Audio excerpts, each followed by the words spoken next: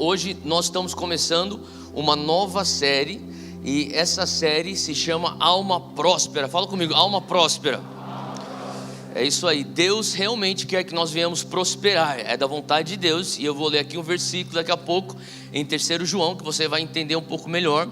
Mas sabe, nós estamos indo agora, esse domingo, mais os próximos 5, total são 6 domingos, onde nós estaremos falando sobre a prosperidade da alma. Então nós vamos falar sobre justamente princípios da economia do reino de Deus. É a nossa série de finanças que nós fazemos periodicamente. Então nós vamos falar sobre os princípios da Bíblia acerca de finanças, e nós vamos realmente falar aqui, olhar na Bíblia o que Deus está falando sobre dinheiro, sobre prosperidade, e também o que Deus está falando sobre a mordomia, que na verdade é a base de tudo. Eu queria, antes de nós entrarmos na palavra sobre essa questão da alma próspera e prosperidade, eu queria só falar uma coisa bem rápida. Eu conversava há muito tempo atrás com uma pessoa que anda com Jesus há também bastante tempo, e é um presbítero de uma outra igreja. E eu lembro que eu estava para assumir a Monte Sião. Na verdade eu já tinha assumido, era o início, e a gente entrou no assunto. Essa aqui é uma pessoa de uma outra igreja, de uma outra denominação, e ele estava perguntando para mim: e como que você vai liderar a Monte Sião? Ele estava fazendo perguntas, querendo saber como que seria essa nova etapa na minha vida. Eu comecei a contar um pouco daquilo que Deus estava falando comigo sobre a visão da Monte Sião, e uma das coisas que ele perguntava era: você não acha que vai ficar uma igreja muito jovem, porque você é conhecido como aquele cara que fala com os universitários? Eu falei assim: não sei, provavelmente. E daí eu comecei, sabe, ele falou assim: acho que vai ficar só um bando de jovens. Eu falei assim: tomara que não. E graças a Deus, olha ao redor, glória a Deus, tem pessoas experientes no nosso meio, não é verdade? Mas fala para quem é do teu lado: você é muito jovem. Então você que quer ser jovem, abraça aí essa declaração que ele fez sobre a nossa igreja. Está cheio de jovens aqui. Então, de uma certa maneira, ele falou verdade.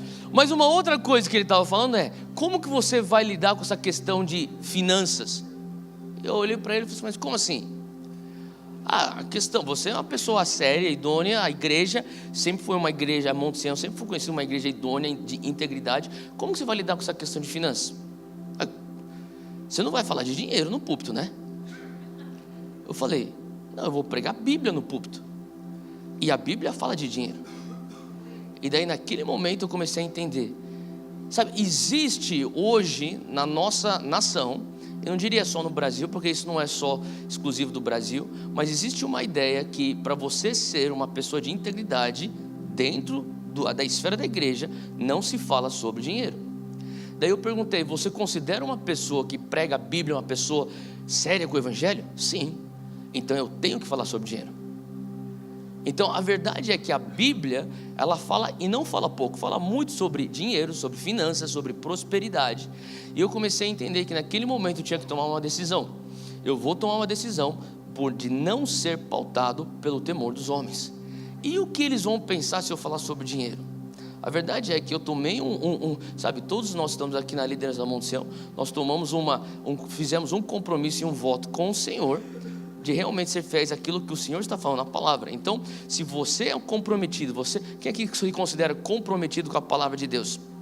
Então, nós temos que adereçar e nós temos que abordar a questão de dinheiro e de finanças, porque isso é bíblico.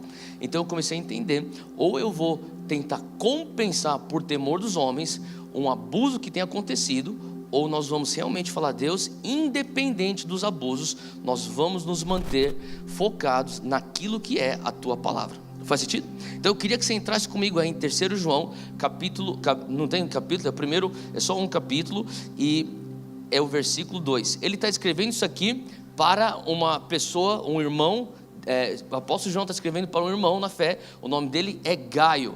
E ele começa aqui no versículo 2, 3 João 1:2, diz assim: amado, acima de tudo eu faço votos por tua prosperidade e saúde, assim como é próspera a tua alma.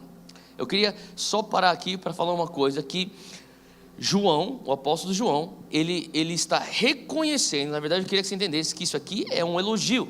Ele está reconhecendo: Gaio, você é uma pessoa muito próspera. E assim como você é próspero, eu faço votos, eu gostaria que você fosse próspero em todas as áreas da tua vida.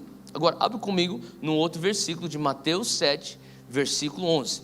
Mateus 7, versículo 11, diz assim, Jesus fala: se vocês, apesar de serem maus, sabem dar boas coisas aos seus filhos, quanto mais o Pai de vocês. Eu vou dar um tempinho, estou escutando bastante folha virando, então é um sinal que você não chegou lá ainda, vou esperar um pouquinho. Você chegou lá? Mateus 7, versículo 11. Mateus 7, versículo 11. Jesus está falando, ele diz: se vocês, apesar de serem maus, sabem dar boas coisas aos seus filhos, quanto mais o Pai de vocês, que está nos céus, dará coisas boas aos que lhe pedirem. Então, é da vontade de Deus, Deus te abençoar. É da vontade de Deus que você venha a ser próspero. Por mais que nós venhamos ter certos preconceitos quanto à prosperidade, aquilo que tem sido pregado, eu creio que não tem ninguém no mundo que tem uma caminhada com Jesus, que pode falar: é da vontade de Deus que você tenha falta. Quando você experimenta pobreza, ou você fica, tanto você pessoalmente, ou você entra em contato com alguém que tem pobreza, que está passando por necessidade, não tem como você olhar aquilo e falar assim: isso é a vontade de Deus. Porque se você olha aquilo e você fala assim: isso aqui é a vontade de Deus, onde que entra a tua teologia que Deus é bom? Então aqui está entrando, sim, a gente vive num mundo caído, nós vivemos num mundo falido, assim como também nós somos suscetíveis a desastres naturais, mas em algum momento você tem que entender: Deus não incute doença, Deus não incute desastre, Deus também não incute pobreza, é uma consequência das decisões que nós tomamos como raça humana. Faz sentido? Mas é da vontade de Deus que nós viemos prosperar, assim como que é da vontade de Deus que haja cura, assim como é da vontade de Deus que haja alívio. Faz sentido? Então, aqui eu queria que você continuasse comigo nesse mesmo raciocínio e pula agora para a Epístola de Romanos. Paulo agora, nós escutamos o que João, o apóstolo João está falando, nós escutamos o que o próprio Jesus disse. Agora Romanos, Paulo no capítulo 8 de Romanos, versículo 32, ele diz assim: aquele que não poupou, Romanos 8,32, aquele que não poupou seu próprio filho, mas o entregou por todos nós, como não nos dará juntamente com ele e de graça todas as coisas? Então aqui o próprio Paulo fala assim: olha, ele não poupou nem seu próprio filho, porque você questiona se ele vai poupar saúde a você, prosperidade a você, se Deus vai poupar a provisão na tua vida. Ele fala assim: ele vai te dar todas as coisas que você precisa. Então isso aqui, você já começa a entender a mente de Deus em relação à prosperidade. Agora, se você começasse a entender também aquilo que nós lemos no início, João falando: Gaio, e você não precisa abrir, só escute, ele fala assim: Gaio, acima de tudo, eu faço votos, ou eu oro pela tua prosperidade e saúde, assim como é próspera a tua alma. Ele está falando sobre algo que é no âmbito físico, a tua saúde. Ele fala assim: assim como a tua alma, e nós sabemos o que significa alma, nós estamos falando aqui da nossa mente, das nossas emoções, nós estamos falando aqui dos nossos desejos. Ele fala assim: assim como a tua alma é próspera, eu oro para que você venha a ser próspero no teu âmbito físico. Então, deixa eu fazer uma pergunta para você. Se isso que João falou para Gaio servisse para você, quão próspero seria você? Se ele falasse assim: eu oro para que no teu âmbito físico você fosse próspero, assim como é próspera a tua alma. Eu sei que é difícil nós mensurarmos prosperidade de alma, mas se nós tivéssemos como mensurar de 0 a 10, aonde que estaria a prosperidade da tua alma? E será que você ficaria feliz? Falar assim: Deus, já que a prosperidade da minha alma está 10, a prosperidade do meu âmbito físico vai ser 10 também, porque vai de acordo com aquilo que está dentro de mim. Faz sentido? É uma pergunta para nós pensarmos. A verdade é que a prosperidade, à luz da Bíblia, ela vem de dentro para fora. Você pode olhar ao longo da sociedade, pessoas que não conhecem Jesus, você pode olhar e por fora você pode pensar: essa pessoa é próspera, ela dirige um carro legal, ela mora num lugar bacana, ela tem um estilo de vida bem cheio de opulência, mas o que garante que a prosperidade está presente dentro da alma daquela pessoa? Faz sentido? Quantos de nós, tantas pessoas aqui conhecem pessoas que são prósperas financeiramente, mas na alma estão pobres? Quem conhece alguém assim? Tá. Então, a luz da Bíblia, prosperidade sustentável, vem de dentro para fora. Assim como tudo que a gente fala sobre sustentabilidade no reino, vem de dentro para fora. Então, nós queremos olhar, Pai, o que é que o Senhor está falando sobre prosperidade que vem de dentro para fora? Uma alma próspera, um espírito próspero, que vai então refletir no âmbito físico e até nas nossas finanças com prosperidade. Agora, antes de nós entrarmos para realmente olhar o que Deus está falando conosco hoje, eu queria só trazer um pouco de definição e talvez um pano de fundo para o que significa prosperidade. E na Bíblia você encontra duas palavras para prosperidade. Uma eu acho que todo mundo já ouviu falar, é a palavra shalom. Todo mundo aqui já ouviu falar de shalom? Tá. Então você vai para Israel, quando você, e a gente tem aqui a viagem para Israel, eu pensava que era coisa de crente esquisito que ficava falando de shalom. Eu ia para umas conferências proféticas quando era pequeno, com minha mãe, e daí tinha aqueles caras que já vinham com o shofar na mão, shalom. Eu falei, que mais shalom? Só me fala, e aí, tudo bem? E eles falaram, não, que na Bíblia é shalom, e eu fiquei um pouco crescendo no meio de tanto crente, eu ficava um pouco meio assim, esse povo é meio doido, né? Mas quando eu fui para Israel, eu realmente via pessoas que não eram nem ortodoxas falando shalom, shalom, shalom. E eu fui perguntar para um judeu que não é religioso, ele não é ortodoxo, ele é simplesmente, eles chamam um judeu não religioso. E ele falou assim para mim, não, shalom quer dizer prosperidade. Falei, então o que é isso? É que você está desejando prosperidade. E se você for ver à luz da Bíblia, o que significa shalom, ela tem a ver com bem-estar e plenitude. Então, o que significa prosperidade? Não é só você ter uma conta bancária graúda. Tem a ver, isso é um dos sinais da prosperidade, mas não é só isso. É você ter uma vida plena. É você começar a falar assim, eu tenho bem-estar na minha vida. Então você pode olhar os âmbitos da tua vida, pode ser teus relacionamentos. Então meu casamento, ele é pleno. Meu relacionamento com meus filhos é pleno. Meu relacionamento com meus pais é pleno. As minhas amizades são plenas. Eu tenho bem-estar físico. Eu tenho bem-estar emocional, mental. Eu tenho bem-estar nas minhas finanças. Eu tenho bem-estar em relação a propósito e sentido de vida. Faz sentido? Então, isso significa você ter shalom. Uma outra palavra também na Bíblia para prosperidade, além de shalom, é uma palavra que é um pouco mais complicada de falar, mas é eu-o-du. Fala comigo, eu-o-du. É um pouco estranho isso, né? Escreve assim, eu-o-d-o-o. E eu-o-du significa, bem engraçado, significa uma viagem rápida e bem-sucedida. E a verdade é, a conotação que traz isso é uma viagem de linha reta. Então, o que isso significa? É eficiência. É você tomar o caminho mais fácil e mais eficiente para o teu objetivo. Então, você ser uma pessoa próspera é ser uma pessoa que você consegue ver resultados. Você é uma pessoa que é eficiente, é uma pessoa que você não está desperdiçando recursos. É uma pessoa que você consegue falar assim, eu tenho uma missão, eu consigo cumprir a missão, eu sou bem sucedido nisso. Faz sentido? Então, isso aí é o que significa prosperidade à luz da Bíblia. São as duas palavras mais usadas para falar sobre prosperidade na Bíblia. Mas, quando a gente começa a ver, eu queria que você olhasse comigo, ou melhor, na verdade, nem olha comigo, só anota. Eu tenho 3 pontos para variar hoje, e eu queria começar falando, o título da nossa mensagem hoje, o título da mensagem desse domingo é O Princípio da Promoção. O princípio da promoção. Quantos de vocês querem ser promovidos na vida? Tá. A gente tem um dito, eu lembro até hoje, quando no colégio, eu devia ter mais ou menos uns 14 anos de idade, e raramente isso acontecia, mas eu fui muito bem numa prova. E o professor, não sei porquê, ele olhou para mim e falou assim, esse aí vai subir na vida. Para você ver que era tão raro escutar uma coisa dessa que eu lembro até hoje. Eu tinha 14 anos de idade, eu lembro até hoje, meu professor de geografia falou assim, esse aí vai subir na vida. E aquilo me marcou tanto, só para você entender, pais, professores, o poder das palavras, não é verdade? Então, se você lembra de uma coisa que alguém falou de elogio há 10 anos atrás, no meu caso, com 14 anos, imagina as coisas negativas. Então, eu lembro até hoje, meu professor falou assim, esse aí vai subir na vida. E sabe, eu estava pensando nisso, sobre essa situação, essa semana, eu comecei a pensar sobre esse entendimento, essa ideia de subir na vida, é promoção. E todos nós queremos ser promovidos. Nós queremos subir na vida financeiramente, nós queremos subir na vida profissionalmente, nós queremos subir na vida academicamente, nos nossos relacionamentos, não é verdade? Alguém perguntou para mim assim, ontem eu estava aqui no culto Vox e estava lotado. Quantos aqui são do Vox? Culto das 8. Caramba, vocês estavam aqui ontem à noite, estão aqui hoje? Esses caras são crentes de verdade.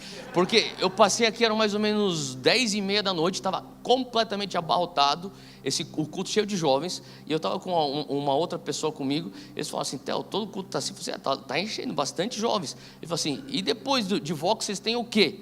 Eu falei: depois de Vox o povo tem que começar a casar, cara.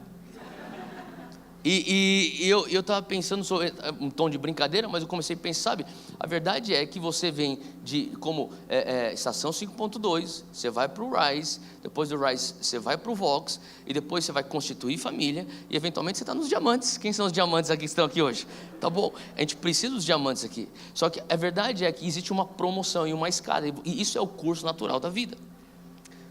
Sabe, uma das coisas que eu tenho muito medo e pavor são as reuniões de classe. Quem já participou de uma reunião de classe? Da tua turma, que você se formou há 10 anos atrás. E sabe, tem coisas que você fazia quando você tinha 18 anos de idade, no ensino médio, que aquilo lá era legal. Só que quando sabe, se você continua fazendo aquilo lá 10 anos depois, não é mais legal. Não é verdade? Então, eu vou para algumas, eu já fui, ultimamente eu tenho evitado, mas ir para uma reunião de turma e de classe, às vezes eu olho para alguns colegas meus e falo assim: cara, na época do colégio você era o cara assim, o popular, você fazia essas coisas engraçadas, você continua fazendo isso, hoje você é um loser. Faz sentido o que eu estou falando? Porque se você não evolui, você não é promovido ao longo da tua vida, e não é só no teu trabalho, é nos seus relacionamentos, são os estágios da vida. Então, existe um princípio de promoção no reino de Deus, assim como existe aqui nessa terra, no reino de Deus, existe fases, e o Senhor quer que você venha passar por fases. Não é da vontade de Deus que você venha e beba leite espiritual 10 anos na tua fé. Sabe, Paulo fala sobre você começar a beber leite e depois você graduar para comer carne espiritual. O que ele está falando? É sobre uma maturidade cristã espiritual. E da mesma maneira, existem princípios que te levam a você a promover, você crescer e amadurecer no espírito. Então, com essa mensagem, essa série de finanças, eu queria só fazer uma pergunta que uma vez eu escutei um pastor fazer quando falava sobre dinheiro. Ele fez essa pergunta para mim e eu vou fazer isso para você. Quando que é o melhor momento? Quando que é o melhor momento para você ter plantado um carvalho? Uma árvore chamada carvalho. Quando que foi o melhor momento para você plantar um carvalho? E ele respondeu para mim: 20 anos atrás. Foi o melhor momento de você ter plantado o carvalho. Quando que é o segundo melhor momento para você plantar o carvalho? Agora. E o que ele estava falando comigo? Até as pessoas falam assim: um dia eu vou ajeitar as minhas finanças. Se você tivesse ajeitado as finanças 20 anos atrás, ele está falando comigo, hoje você estaria colhendo os frutos de uma finança ajeitada. Agora você continua pensando, não necessariamente eu, ele está falando eu e um grupo de outros jovens líderes. Você continua pensando: um dia quando eu receber minha promoção e um aumento, daí eu vou ajeitar minhas finanças. Assim, não existe o segundo melhor momento para você ajeitar as suas finanças, é que nem o segundo melhor momento de plantar um carvalho, agora. Então, quando você começa a olhar para aquilo que a Bíblia está falando, eu queria que você olhasse com um senso de urgência. Isso é para agora, isso aqui não é para depois que eu casar, para quem ainda não é casado, ou para quem não tem filho, para depois eu ter filho, ou para alguém que ainda está procurando emprego, quando eu tiver um emprego. Não, é para hoje. Você põe esse negócio em prática hoje. Existe um senso de urgência, porque o teu tempo aqui na terra é passageiro, e você tem só uma oportunidade de fazer teu marco aqui. Então, eu queria que você começasse a entender que quando a gente for ao longo dessas 6 mensagens, se você estiver anotando, anote isso. São 3 diagnósticos que você vai ter que discernir. 3 diagnósticos, e se eu puder, eu acho que eu poria todo mundo aqui, inclusive eu, obviamente, em uma dessas 3 categorias. Ou você é uma pessoa que tem o desejo de dar. Categoria número 1 é a pessoa que tem o desejo de dar. Eu quero ser generoso, eu quero realmente viver na prosperidade para eu abençoar, mas eu não tenho nada para dar. Eu não quero que você levante a mão para nenhuma dessas 3 categorias, só escute. Então, se você é dessa categoria, o diagnóstico o problema aqui é dinheiro. Tá bom? Eu tenho o desejo de dar, eu quero ser generoso, mas eu não tenho nada para dar. Então, o teu problema é dinheiro. Segunda categoria, eu tenho desejo de dar, mas os meus recursos não estão disponíveis neste momento, portanto, não tem como eu dar. Não tem como eu ser generoso agora, eu tenho esse desejo, mas nesse momento, os meus recursos, eles estão destinados a outro lugar, e eu não tenho hoje essa disponibilidade de conseguir pegá-los para poder investir no reino e ser generoso ou investir na vida das pessoas. Então, o teu problema não é dinheiro, o teu problema é gestão. Tá? Então você tem que fazer essa análise. Será que o meu problema é coração, ou melhor, desculpa, é dinheiro? O meu problema é gestão. E por final, terceira categoria, eu não tenho desejo de dar, eu não vejo valor em ser generoso, e eu não vejo nenhum valor em aplicar os princípios bíblicos de finanças na minha vida. Se você é essa pessoa, e justo, você pode ser essa pessoa, totalmente normal, existem muitas pessoas que pensam assim, eu diria que o teu problema é o teu coração. Independente se o teu problema seja dinheiro, gestão ou coração, eu creio que o Senhor vai falar conosco ao longo dessas 6 semanas, amém?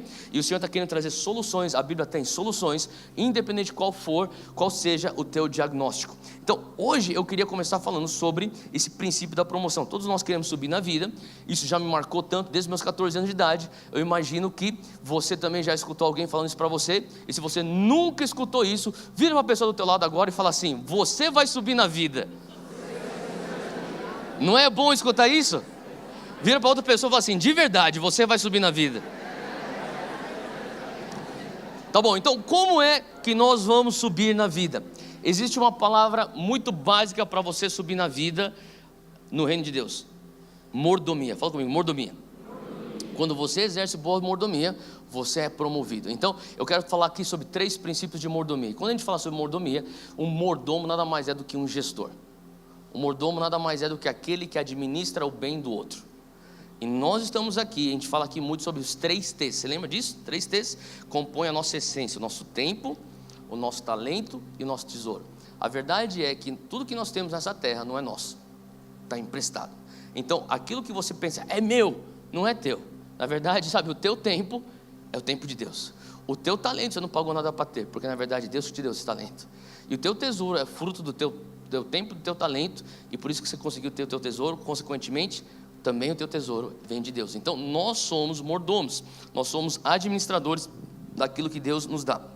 Abre comigo em Salmos 24:1, e eu tenho aqui 3 pontos. Meu primeiro ponto, enquanto você está abrindo em Salmos 24:1, nós precisamos, para a gente começar a entender o princípio da promoção, nós precisamos entender essas 3 verdades. A primeira verdade é o senhorio de Deus, o senhorio de Deus. Então, enquanto você está abrindo em Salmos 24:1, entenda uma coisa: quando você aceitou Jesus no teu coração, talvez você não entendeu isso no momento que você aceitou Jesus no teu coração, só que agora você vai entender.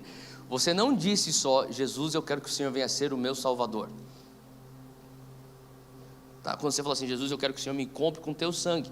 Sabe, a única maneira de você ser justificado pelo pecado é que nós nascemos com ele, e diante de Deus estarmos vestidos de justiça, revestidos de justiça, que a palavra de Deus nos fala isso. A única maneira é através do sangue de Jesus, amém? Então, quando você é comprado pelo sangue de Jesus, ele não te compra só para a salvação, ele te compra e você se torna a posse dele. Faz sentido? É por isso que nós falamos que o Senhor Jesus é o nosso Salvador. Só que muitas vezes a gente pensa: Senhor Jesus é o nosso Salvador. A gente esqueceu que a gente já falou que ele é nosso Senhor. Ele é o Senhor Jesus. Então ele é o nosso dono. Então, entenda uma coisa: Deus não vai aceitar ser só o teu Salvador. Faz sentido? Se você quer viver com Jesus como Jesus, eu quero só o Senhor como meu Salvador, não como meu Senhor, você está vivendo um evangelho incompleto. Isso não existe. Faz sentido? Se você falar assim: Senhor Jesus, eu quero realmente abraçar a mensagem da cruz, ele está falando: se você realmente quer me seguir, carrega a tua cruz. O que quer dizer isso? Abra espaço para que eu venha ter a palavra final da tua vida e não você. Então, se todo mundo quer ser salvo, e é por isso que eu falo, sabe, ser salvo, a mensagem, o evangelho da salvação é um evangelho que ele é só a porta de entrada para o evangelho do reino. Porque quando você começa a entender o evangelho do reino, você começa a entender que nesse reino, o que quer dizer o reino? É o domínio onde o rei governa. Nesse reino no qual eu faço parte, e que eu vivo e tudo que eu enxergo pertence a um rei, esse rei é o dono e tem a palavra final. Então, em outras palavras, se você fala assim, Deus, eu quero só aceitar a mensagem ou o evangelho da salvação, você está falando assim, olha, eu só quero realmente obter o ingresso para entrar dentro desse reino, só que eu não quero me submeter a viver a realidade desse reino. Impossível. Então, quando você aceita Jesus, você acaba entrando para dentro do reino, você se torna propriedade do reino. Faz sentido? Então, Salmos 24, versículo 1, o salmista já dizia, do Senhor é a terra e tudo que nela existe, o mundo e os que nele vivem. Então, de Deus é a terra, tudo que você está enxergando pertence a Deus. Então, se tudo que você está enxergando pertence a Deus, você não consegue ser dono daquilo que já tem dono. Faz sentido? Então, você não tem. Isso é uma coisa que eu tenho que me lembrar constantemente e que eu te aconselho você constantemente poder te lembrar. Nós, raça humana, nós não temos a habilidade de ter posse. Você pensa, não, mas eu tenho o título, eu tenho assim, ó, o papel, o documento que fala que eu sou dono do meu carro. Eu te pergunto uma coisa, você vai levar o teu carro embora dessa terra? Você vai levar o teu apartamento embora dessa terra? Você não consegue levar nem teu corpo fora dessa terra. A pessoa pode falar, mas eu trabalhei por esse dinheiro é meu. Eu pergunto outra coisa, você já viu um homem de 200 anos de idade fazendo compras no shopping? Alguém já viu? Não, porque você não chega a 200 anos de idade. Não é verdade? A não ser que você seja super japonês. Eu brinquei outro dia, eu falei que os japoneses vivem mais tempo. E daí o Sean Boltz profetizou sobre minha mãe que ela viveria muito tempo. Daí a Júnia falou, também ela é japonesa. Mas a verdade é que nem os japoneses chegam a 200 anos. Nenhum ser humano hoje vai chegar a 200 anos de idade. Por quê? Você não tem controle de quanto tempo você fica nessa terra. Você não tem nem controle do teu próprio corpo. E é difícil, até para mim hoje, eu fico pensando. Antigamente eu emagrecia muito mais rápido. Quem chegou a pensar nisso? Nesse verão, não é verdade? Você olha, tipo, cara, isso aqui não era... Não, antigamente não era assim, cara. A verdade é que você não tem controle do teu corpo. O teu corpo não é teu. A gente fala que é teu, mas na verdade é dele. Você não tem controle do teu dinheiro. Você não tem controle de nada aqui. Porque nada, a gente não tem poder de posse. 1 Coríntios 6,19, abre lá comigo. Eu estava falando sobre a questão do nosso corpo, não é nem nosso. Olha, a palavra já falava isso em 1 Coríntios 6,19. Diz, Paulo fala, acaso não sabem que o corpo de vocês é santuário do Espírito Santo que habita em vocês, que lhes foi dado por Deus e que vocês não são de si mesmo? Vira para quem está ao lado e fala assim, ó, você não é de você mesmo. Fala assim, ó, você foi comprado por um alto preço. Portanto, com esse teu corpo, cutuca aí o ombro dessa pessoa. Com esse teu corpo, glorifique a Deus. Amém? Nem nosso próprio corpo nós somos donos. Então, o primeiro ponto aqui é realmente o senhorio de Deus. Ele é Senhor de tudo.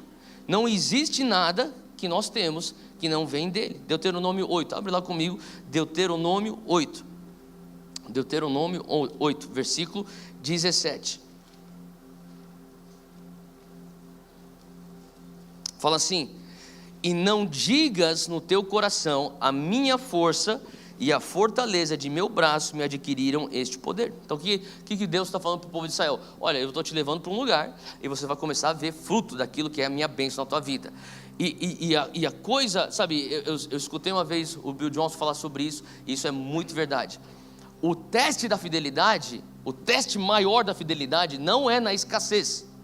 O teste maior da fidelidade é na bênção. Na escassez você não tem outra opção a não ser olhar para o céu e falar, Deus me acuda, misericórdia. Quem já esteve lá? Eu já estive lá, tá? Você está num lugar onde você não tem outro lugar para olhar a não ser Deus. Teus amigos já te abandonaram, teu sócio também já te abandonou, os teus contatos já não acreditam mais em você, tua mulher está duvidando de você. Você sabe o que eu estou falando? Você já chega num ponto e fala, Deus, é só o Senhor. É fácil você ser fiel na escassez. O difícil é você ser fiel na abundância. Onde todo mundo fala, você é o cara. Olha que você é demais. Naquele momento, será que você tem um coração fiel e fala assim, Deus, eu continuo olhando, assim como eu estava te olhando, eu olhava para o Senhor na escassez, eu continuo olhando para o Senhor na abundância. Todos estão falando que sou eu sei que é o Senhor. Faz sentido? E é isso que Deus está falando com o povo de Israel. Olha, quando você começar a ver aquilo que a força do teu braço está conseguindo, e não esqueça que não é a força do teu braço. Continua aqui comigo, versículo 17 diz: não digas no teu coração, a minha força e a fortaleza do meu braço me adquiriram este poder. Versículo 18: antes te lembrarás do Senhor teu Deus, que Ele é o que te dá força para adquirires poder, para confirmar o seu concerto, que jurou a teus pais, como se vê neste dia.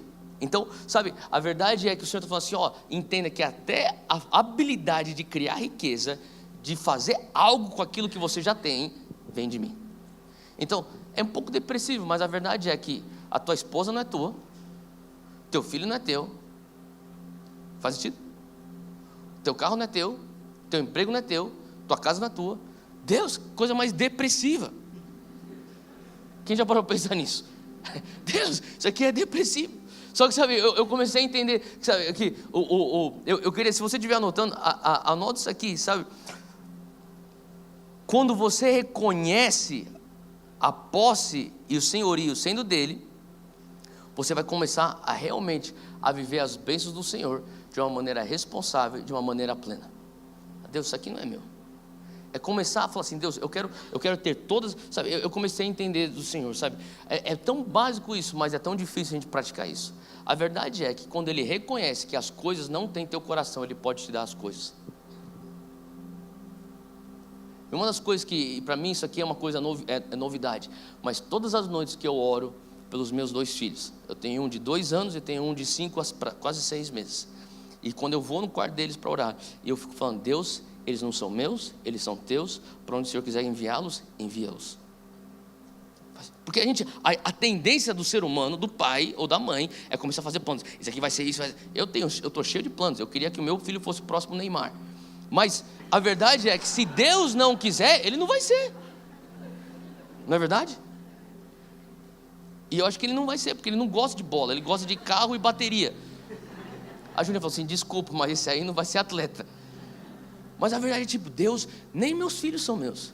O que o Senhor tem de plano para meus filhos? Então você começa a criá-los com desapego. Eu lembro, minha mãe falava para mim assim, eu estou te criando não para mim, estou te criando para você ser enviado para aquilo que Deus tem para você. Você e tua irmã, vocês vão fazer aquilo que Deus quiser, que Ele tem para vocês. Deu 18 anos, ela falou assim, aonde Deus está te enviando? Vai, eu vou te apoiar. Sabe, a verdade é que se você começa a criar as coisas, você começa a criar os seus filhos, se você começa a administrar os teus bens, se você começa a continuar estudando e continua realmente a promover, a teu trajeto de promoção é com desapego. Deus, o Senhor é dono de tudo. Pai, eu não tenho habilidade de posse, eu sou meramente um mordomo, eu estou aqui para administrar os teus bens, eu quero ser fiel nisso. O Senhor fala assim, com pouco fosse fiel, sobre muito eu te colocarei. Então, o primeiro ponto aqui realmente o senhorio de Deus. E quando a gente começa a olhar as bênçãos, quem se considera uma pessoa abençoada? Levanta a mão. Não tenha vergonha de ser abençoado, tá bom? Se você se considera uma pessoa abençoada, a pergunta que você deve fazer é, Deus, qual é a tua vontade para as minhas bênçãos? Se eu te reconheço como meu Senhor, eu tenho que começar a perguntar, Deus, qual que é a tua vontade para o meu carro? Qual que é a tua vontade para os diplomas que eu tenho? Qual que é a tua vontade para os filhos que eu tenho? Qual que é a tua vontade para esse dinheiro que eu tenho na minha conta? Qual que é a tua vontade com o tempo que eu tenho? Qual que é a tua vontade com essa expertise que eu tenho?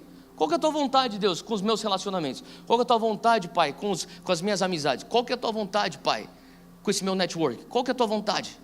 São bênçãos, faz sentido o que eu estou falando?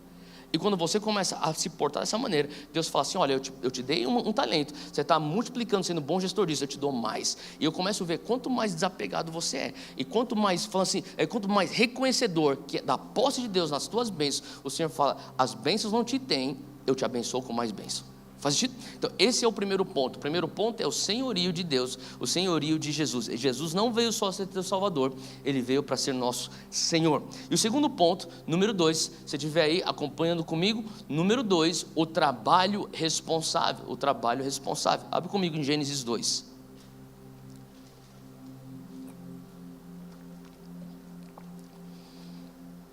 Então, se você for ver, a primeira ordem que o homem recebe é trabalhar. A primeira ordem que o homem recebe é trabalhar. Antes mesmo, queria que você entendesse uma coisa. Gênesis 2, isso aqui, o que Deus está dando de ordem para o homem é antes da queda. Muitas pessoas pensam, por conta da queda eu tenho que trabalhar. Não, você já tinha que trabalhar antes.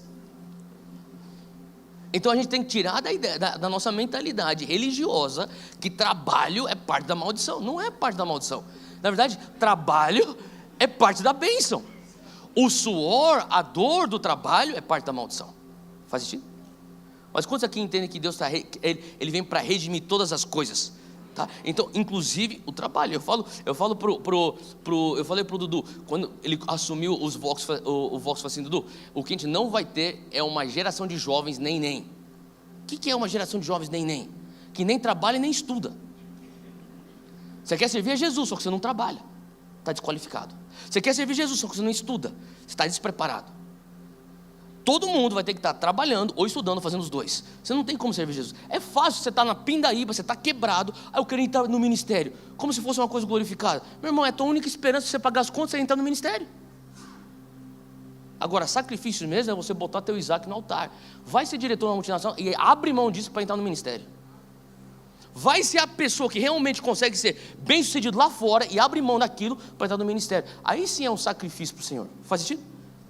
Então o que Deus está querendo falar aqui, existe também um valor de trabalho. Olha só, Gênesis 2,15, a palavra já falava, o Senhor Deus colocou o homem no jardim do Éden para cuidar dele e cultivá-lo. Fala comigo, cuidado. Fala comigo, cultivo. Então essa palavra no hebraico do cultivo, ela literalmente significa labor, trabalhar, servir ao próximo. Olha só, outra palavra que traz também a conotação é de cansar. Às vezes, eu não sei se você, eu escutei já uma pessoa que malha pra caramba. Ele falou assim, você nunca tem vontade de malhar, né? Eu falei assim, raramente. Então, mas me fala uma coisa, já teve um treino que você fez, que depois que você completou o treino na academia, você sente e fala assim, me arrependi de ter feito isso? Eu parei para pensar e falei assim, nunca. Quem aqui vai para a academia e malha? Ou pensa que faz isso? Ou gostaria de fazer isso? Ou já fez isso uma vez na vida, pelo menos? Tá bom. Toda vez que você vai para a academia e você põe trabalho lá dentro, você exerce a responsabilidade, você vai lá e malha mesmo, e você termina. Você não tinha vontade de fazer isso antes, mas não tem um treino que você termina e fala assim, não devia ter feito isso. Nossa, que perda de tempo, meu Deus do céu, que horrível, cansaço, que horrível. Não, você fala assim, me sinto melhor. Faz sentido? Esse tipo de cansaço é bênção de Deus. É quando você trabalha a semana inteira e você chega num final de semana, você está cansado.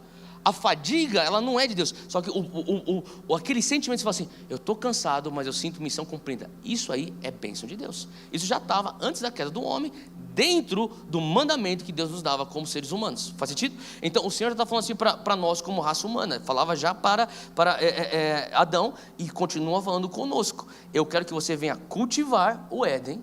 Eu quero que você venha cuidar do Éden. Então o que seria o Éden para nós hoje? É a sociedade, é o mundo onde nós vivemos. Papa João Paulo II falou uma coisa muito interessante. Eu li esse texto aqui, essa frase eu vou repetir. No mundo visível, o homem foi feito na imagem e semelhança do Deus próprio e foi posto nesse mundo para subjugá-lo desde o seu princípio. Portanto, o homem foi chamado ao trabalho. Para pensar nisso. Nós somos, antes da queda do homem, chamados para realmente multiplicar, governar e trabalhar nisso. O que significa? Você lembra aquilo que Deus falou com Adão no jardim? E ele falava sobre como ele deveria trabalhar. Então ele nos chama para cuidar e cultivar o mundo. Então existem dois tipos de trabalho que Deus chama Adão para fazer. O trabalho manual, ele fala sobre, eu quero que você cuide da terra, eu quero que você cuide dos animais, é o trabalho manual. E também tem o trabalho intelectual. Eu quero que você venha nomear os animais. Então, o Senhor está falando para nós, desde o início, já existem essas duas categorias. Eu quero que você venha trabalhar manualmente e que você venha trabalhar intelectualmente. Então, você que fica atrás do computador trabalhando, não sinta que você não está trabalhando tanto quanto aquela pessoa que está lá na roça ou na fazenda trabalhando com os animais. A verdade é que desde lá de trás, o Senhor já falava assim, existem essas duas categorias, eu quero que você venha trabalhar com o teu corpo, eu quero que você venha trabalhar com a tua mente. Eu quero que você venha cultivar, venha cuidar com os dois. Então, abre comigo Mateus 28. Mateus 28, Jesus nos chama ao trabalho também. Olha só o que ele fala, versículo 18, isso aqui é um texto muito conhecido. Ele diz assim, é a grande comissão. Jesus aproximou-se dos seus discípulos e disse, foi-me dada toda a autoridade. Fala comigo, autoridade. Nos céus e na terra. Portanto, vão e façam discípulos de todas as nações, batizando-os em nome do Pai, do Filho e do Espírito Santo. Então, se você for ver, analisar isso aqui, versículo 19, ele está falando, portanto, vão e façam discípulos de todas as nações. Isso seria a nossa responsabilidade. Agora, quantos aqui são gratos que nós temos um Pai muito bom? Eu vou falar por que eu considero Deus um Pai muito bom. É que Ele não, eu considero Deus um Pai muito bom por diversas razões, mas uma das razões é, Ele não nos chama, eu vou botar isso em primeira pessoa, Deus não me chamou para fazer algo que Ele não me deu os recursos para eu fazer. Ele não me dá uma responsabilidade sem autoridade. Faz sentido? Ele fala assim, vai lá e discipula as nações. Como? Te vira, moleque. Não, ele fala assim, vai e discipula todas as nações, eu tenho toda a autoridade, eu estou te delegando a autoridade, vai lá e você tem tudo que você precisa, vai lá e estoura, você é o cara, você vai subir na vida. Faz sentido? Então, o pai bom, você pode pôr isso não só em relação ao pai, mas para você que é líder, e você é líder de alguma coisa, espero, pelo menos da tua vida, você tem que ser líder.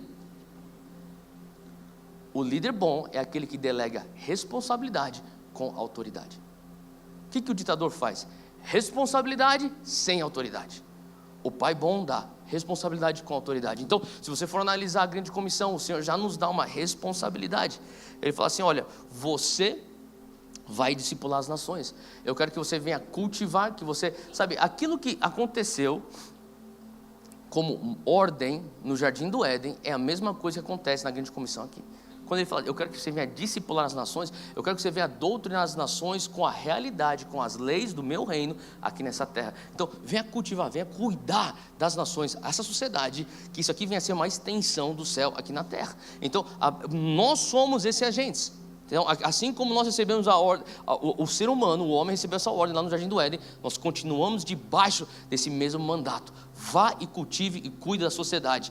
Mas eu também te dou autoridade, eu não te envio para uma responsabilidade sem os recursos para você cumprir a missão. Então, o Deus não é um Deus que nos dá autoridade sem responsabilidade, porque se Ele fosse assim, Ele criaria filhos mimados e egocêntricos. Deus, me dá mais. Ele já nos deu a responsabilidade e nos deu a autoridade. Ele nos empoderou. Faz sentido? Então, eu queria que você abrisse comigo em Salmo 127. E nesse processo todo, é importante nós lembrarmos de Salmo 127, versículo 1. Olha só o que a palavra de Deus diz. Se o Senhor não edificar a casa, em vão trabalham os que edificam. Se o Senhor não guardar a cidade, em vão vigia a sentinela.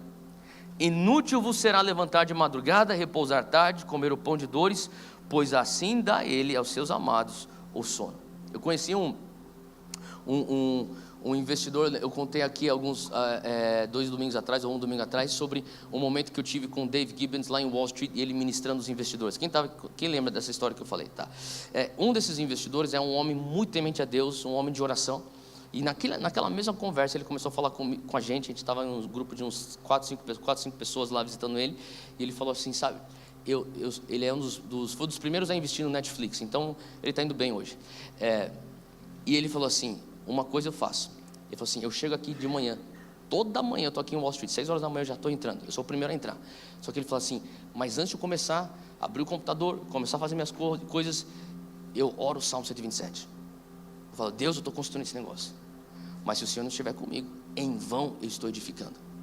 E sabe, o que me marcou foi, você é um homem muito bem sucedido, dá para ver, nós estamos aqui, olha o teu escritório, corner office, Wall Street, eu falando assim, só que você continua reconhecendo Deus, se o Senhor não edificar comigo, em vão eu estou edificando. Então ele falou assim, isso aqui eu faço desde a época da faculdade, quando eu tinha meu primeiro estágio.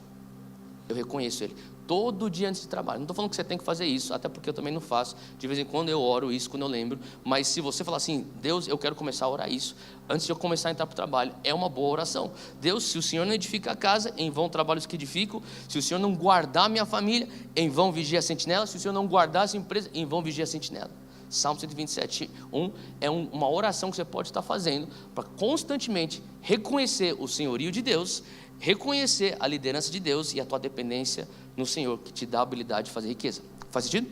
Agora, terceiro ponto, o último ponto é a recompensa justa. Nós falamos sobre, então, o senhorio de Deus, nós falamos sobre o trabalho responsável, E para você realmente ser promovido, além de você reconhecer Deus como teu Senhor, e além de você ser responsável no teu trabalho, existe também um momento onde você recebe então essa promoção. E você precisa trabalhar, sabe? Eu li talvez o clássico de liderança, é um livro do Stephen Covey, chamado Os 7 Hábitos de Pessoas Eficientes. Isso aí isso aí é um livro que, tanto para você que está no mundo ministerial, como no mundo empresarial, no mercado, é excelente. Os 7 Hábitos de Pessoas Eficientes. E um dos 7 hábitos de pessoas eficientes, isso aqui é um homem que fez pesquisa com pessoas extremamente bem-sucedidas, ele falou que todos os homens bem-sucedidos, eles começam uma empreitada com o fim em mente. Eles começam a empreitada com o fim em mente. Então, quando você está falando assim, Deus, eu quero te seguir, eu quero falar para você, não é errado você ter os seus olhos na recompensa.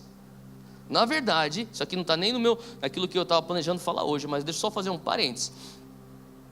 Quando Jesus fala, o servo é o maior de todos, você lembra disso? Se você quiser ser o primeiro, seja o último, você lembra disso? Por que ele está falando sobre essa receita ou melhor, por que ele está nos ensinando o que é realmente ser um líder e o que significa ser o primeiro? Porque ele entra numa discussão, se você for ver no texto, logo antes de ele começar a falar sobre isso, existe uma discussão entre os discípulos, quem é o maior? Então Jesus está falando assim, vocês estão discutindo quem é o maior? Deixa eu falar uma para você, sabe como você pode ser maior? Seja servo. Quer ser o primeiro? Seja o último. Por que ele fala isso? Porque ele está ajudando os seus discípulos a crescerem e subirem na vida. Faz sentido? Ele está dando a receita. Como que você vai ter promoção? Servindo. Como que você realmente vai ser o maior? Sendo o menor. Qual que é o intuito dele falar esses segredos? Ele está enxergando, vocês querem ser o maior, eu quero que vocês sejam o maior. Deixa eu te ensinar a ser maior à luz da Bíblia. Seja servo. Mas no coração de Jesus, ele queria a promoção dos seus discípulos. Então, quando você fala assim, Jesus, eu quero a promoção. Não se sinta culpado, eu quero a promoção. Você precisa começar a tua jornada com o fim em mente. E você precisa entender que ele é o galardoador daqueles que o buscam. Então, Romanos 14, abre lá comigo, Romanos 14, versículo 12, a recompensa justa.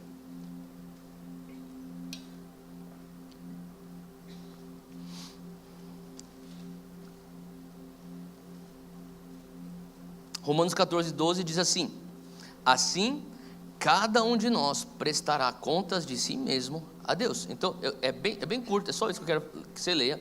Cada um de nós, a Bíblia já nos deixa claro, você vai prestar contas a Deus.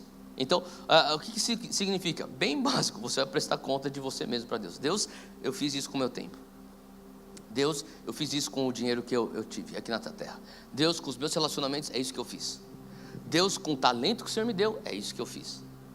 Faz sentido? Eu estava conversando com uma pessoa que é muito bem sucedida financeiramente e estava passando por entre aspas, uma mini crise. E essa pessoa veio para mim e falou assim, Theo, eu não preciso de mais dinheiro, eu preciso de um legado. E daí eu pensei, eu tenho um legado, só que eu não tenho teu dinheiro, vamos fazer uma troca? A verdade é que, às vezes, sabe, você começa a enxergar tantas pessoas bem-sucedidas, você começa a pensar, para quê? Por quê? E não pense que eles não estão pensando isso quando eles estão deitando a cabeça no travesseiro à noite. Para quê? Por quê? A verdade é que você vai ter que prestar contas. Então, existem pessoas que estão, realmente, eu tenho visto isso ultimamente, pessoas que estão com dinheiro, estão pensando, para que é isso? Eu preciso investir isso numa causa que realmente vai viver além da minha vida aqui nessa terra. Porque a pessoa começa a entender, mesmo se a pessoa não conhece Jesus, alguma coisa dentro dele como ser humano, já está falando, olha, daqui a pouco você vai embora. E o que você está fazendo? Com o teu tempo, com o teu talento e com o teu tesouro. Então a palavra já nos deixa claro, você vai ter que prestar contas de si mesmo a Deus. Mateus 12, versículo 36. Mateus 12, versículo 36 diz assim, mas eu lhes digo que no dia do juízo, eu vou esperar você chegar lá, Mateus 12, 36.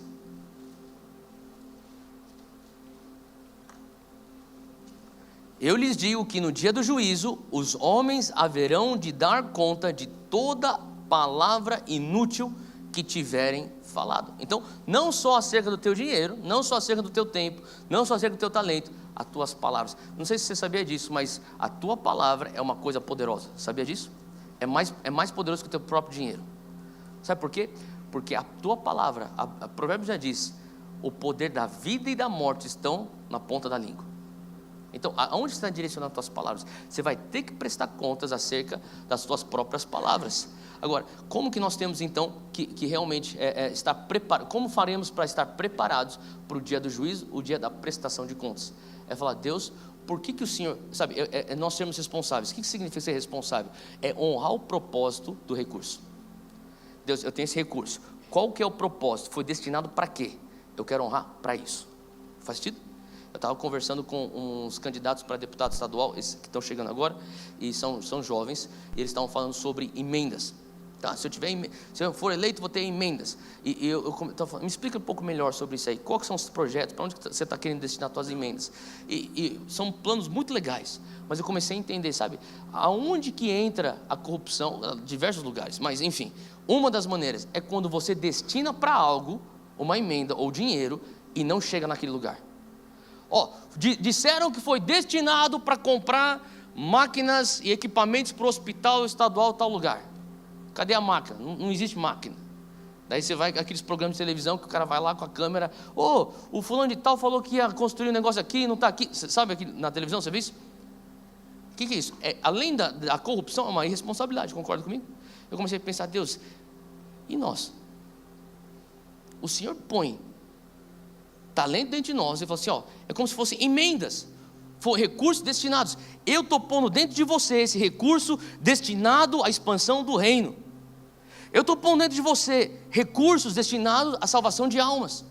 Eu estou pondo em você recursos destinados à construção de famílias. E daí chegar um dia e falar assim, você lembra que você estava na terra e eu pus dentro de você recursos que era destinado à expansão do reino, só que você só construiu teu império. É crime de responsabilidade. Faz sentido? Então, o que Deus está querendo nos trazer aqui sabe, se eu quero ser um bom mordomo, se eu quero ser promovido, eu tenho que honrar o destino ou o propósito dos recursos. Então, outro versículo, queria que você abrisse comigo Colossenses 3. Colossenses 3, versículo 23. Isso aqui é bem conhecido. E eu vou terminar com esse. Diz assim, e tudo quanto fizerdes, fazei-o de todo o coração, como ao Senhor, e não aos homens. Sabendo, versículo 24, sabendo que recebereis do Senhor o galardão da herança, porque a Cristo o Senhor o servis. Agora, presta atenção nesse versículo, vou ler mais uma vez, versículo 23 diz, tudo quanto fizerdes, fala comigo, tudo.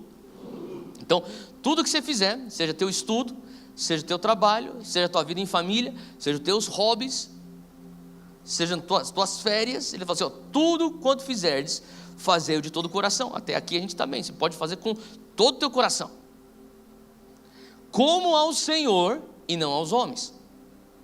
Versículo 24, sabendo, então ele já fala assim, você já pode fazer, parece aos olhos dos homens, que você está fazendo para eles, mas no teu coração você faz para Deus, com tudo. Por quê? Porque você já sabe, você sabe o quê? Que recebereis do Senhor o galardão da herança. Então o que ele está falando? Não tem problema você já entrar e falar assim, Deus, eu vou estudar tudo eu vou estudar com tudo que eu tenho, eu vou dar o meu melhor, porque eu sei que o meu galardão vem de ti. Você está fazendo com interesse. É lógico que eu estou fazendo com interesse. A Bíblia fala para eu fazer com interesse. A Bíblia fala que eu tenho que saber que eu vou receber de Deus o meu galardão. Então eu faço, parece que eu estou fazendo para honrar e de uma certa dimensão eu faço para honrar o dinheiro que meu pai está pagando na escola, mas parece que eu estou fazendo para ter uma nota boa para entrar numa boa faculdade. Parece que eu estou fazendo para pegar uma nota boa para passar de ano. Tudo bem, só que no fundo eu estou fazendo para Deus. Por que eu estou fazendo para Deus? Porque eu sei que se eu fizer para Ele, Ele que vai me recompensar. Faz sentido? Então, Deus não está falando assim, olha, não, faça sem intenção. Não, faça com intenção sim. Seja intencional, seja a pessoa que está mirando o galardão. É isso que ele está falando. Sabendo que recebereis do Senhor o galardão da herança, porque a Cristo o Senhor servis. Então, eu quero só terminar com isso. O Senhor está nos chamando para realmente falar assim, Deus, eu quero, sabe, eu entendo que o Senhor está tirando toda a mentira religiosa que diz, você não tem que ser promovido. Não, realmente tenha fome e fala assim: Deus, eu quero ser promovido. Mateus 25, que a gente nem abriu nesse texto, que é o texto clássico de boa mordomia. Depois você lê em casa, Mateus 25, o talento a parábola dos talentos. O Senhor realmente fala assim: ó, eu quero que você venha multiplicar o teu talento. Então, Deus, o que eu tenho hoje de tempo, de talento, de tesouro, eu quero multiplicar. Fica de pé onde você está, eu quero orar com você.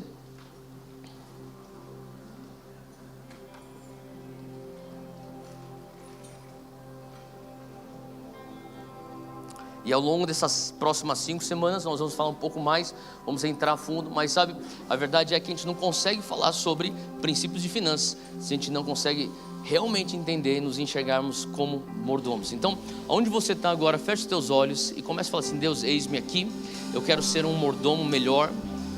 Pai, eu quero ser fiel, eu quero ser responsável. Nós falamos sobre 3 pontos. Se você fala: Deus, eu preciso melhorar no meu entendimento do teu senhorio,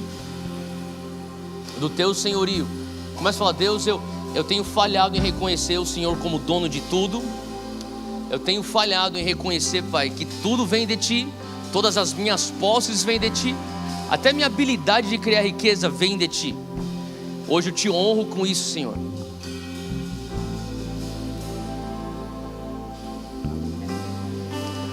Nós falamos sobre o trabalho responsável. Se você fala: Deus, eu preciso melhorar nisso, eu não tenho sido responsável em cultivar, em cuidar do mundo que o Senhor me deu, da sociedade que o Senhor me deu, do Éden que o Senhor me deu, da empresa onde o Senhor me colocou, da família onde o Senhor me pôs, na faculdade onde eu estou. Pai, eu quero ser responsável no meu trabalho. Eu quero, o Senhor já me deu autoridade e o Senhor já me deu responsabilidade. Eu quero implementar o teu reino, eu quero ser responsável com isso. E se você está aqui hoje, você fala assim: eu preciso começar a olhar o fim. Hoje o Senhor está tirando todo o ranço religioso. O Senhor fala assim: comece tua jornada com o fim em mente. Existe um galardão para você. Você serve um Deus que te galardoa, que te recompensa. Então comece a servir. Às vezes as pessoas vão pensar: você está fazendo para homens. No teu coração você faz para Deus. A tua recompensa vem de Deus. Erga suas mãos onde você está, repita comigo: Senhor Deus, bem forte, Senhor Deus, eis-me aqui, encontre em mim um mordomo bom e fiel. Eu quero administrar bem todos os recursos que o Senhor me entregou. Eu reconheço o teu senhorio na minha vida. Eu reconheço que tu és dono de tudo. Eu reconheço que a minha parte é ser responsável, é multiplicar. Eu reconheço também que a minha recompensa não vem de homens, vem de Deus. Então nessa manhã eu peço que o Senhor me dê graça para crescer em boa mordomia. Eu quero ser um administrador melhor, eu quero ser um melhor gestor, para realmente poder experimentar a prosperidade que vem dos céus na minha vida, que vem de dentro para fora. Sela isso no meu coração, em nome de Jesus, amém.